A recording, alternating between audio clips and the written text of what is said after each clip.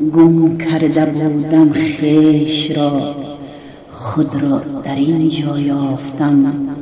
سر در زمینت مانده ام، حاشا تو را می کافتم. دیدم بزرگی تو را در خاک پاک خانت، سر ماندم اندر سجود بستم همان پیمانت. من تا به کیهان رفتم در دامن ایمان تو، من عاشق یکتا پرست دل بسته در پیمان تو. صدها سجود در خانت، شاه و گدا یکسان بود. آن روز در دنیای تو او خوشترین انسان بود. گردی تو را چرخ می زنم، چرخی بر اینجا بود.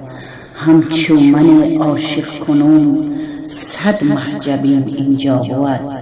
در زمزمی آبی تو باز زنگوله قرآن بود. در زمزمی آبی تو باز زنگوله قرآن بود.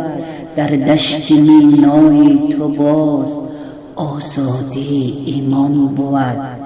این انجمن کی داده ای بر امتی پاکیزه، صد عالمی حیران بود، صد مشکل آسان بود.